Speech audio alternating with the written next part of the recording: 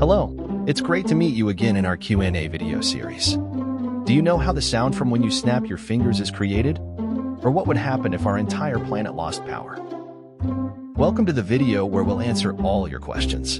To find out what would happen if the world lost power for about a month, first, you'd have to figure out a way to cut off the entire world's electricity. The only known method to achieve that, without simultaneously wiping out humanity from the planet, involves a solar storm large enough to disrupt the power grid over a vast territory. For those who may not know, a solar storm is essentially a disturbance from the sun caused by streams of charged particles being released from the solar corona to the Earth. Humans have experienced the destructive power of solar storms before. The first recorded and also the largest solar storm to hit Earth occurred in 1859 and is known as the Carrington event, named after the amateur astronomer Richard Carrington, who first observed the storm. Solar superstorm Carrington gave rise to the aurora borealis, typically only seen in polar regions, in the Caribbean, a tropical sea area. At the same time, it caused heavy damage to the telegraph system, the only electrical system at that time. Scientists believe that if the Carrington superstorm were to occur in 2021, it would undoubtedly devastate power grids, causing widespread power outages. According to variesK.com, the damages caused by such a solar storm would require several years to recover. Let's assume that solar storms will continue relentlessly until the Earth experiences a complete power outage. The initial reaction of people would be most visibly marked by anxiety, anger, and panic. People would flock to power companies and government agencies seeking information. Ironically, it would take the electricity industry and the government several days to determine what on earth is happening. Due to the nearly complete breakdown of communication systems, at this point, phones no longer function. The internet is non-existent. Even satellite calls cannot be made as the electronic components within the satellites have also been fried. After assessing the situation, governments urged citizens to revert to the 19th century lifestyle for a while, awaiting the restoration of the power grid. Power generators immediately skyrocket to the top of trending charts and become the most sought-after commodity on the planet. However, the available inventory can only meet a minuscule fraction of the people's demand. Most of them are purchased by the government to supply electricity to hospitals. However, due to the delayed communication, many people will die while waiting for the generators. The ones who find some amusement in the power outage are the farmers, more specifically, those with gas station trees. What? Gasoline prices increase dramatically to the craving of generators. Industrial production, on a global scale, essentially grinds to a halt, following the stagnation of the entire economy. Unemployment gradually catches up with COVID-19 on the ranking of the scariest things on the planet.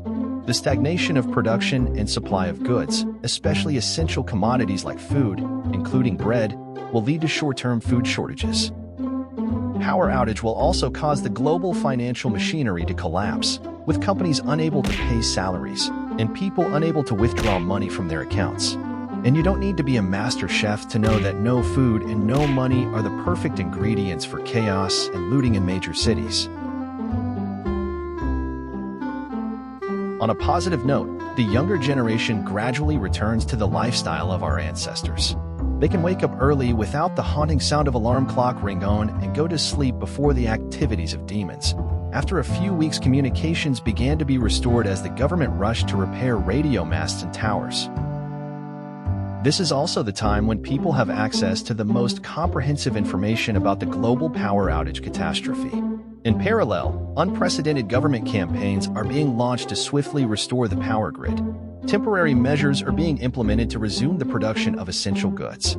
However, despite these efforts, major cities still find themselves submerged in chaos and looting until the basic needs of the population are met. Life in the countryside and sparsely populated areas will be more comfortable.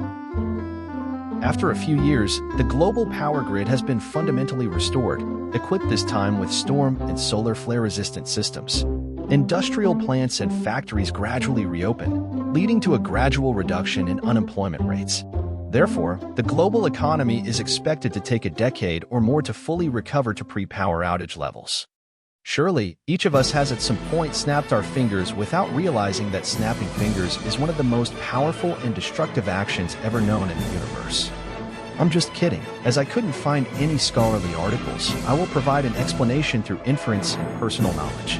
If there are any shortcomings, please feel free to supplement.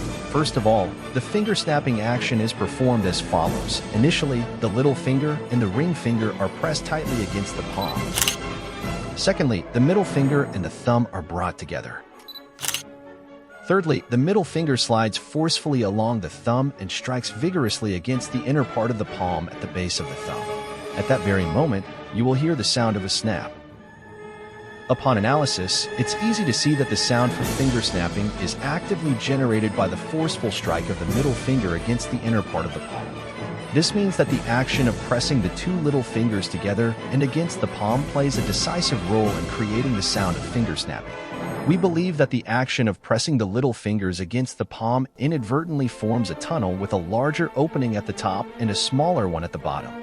When the middle finger strikes down onto the palm, it compresses air into the tunnel through the larger opening and forces the high-pressure air out through the smaller opening at the bottom.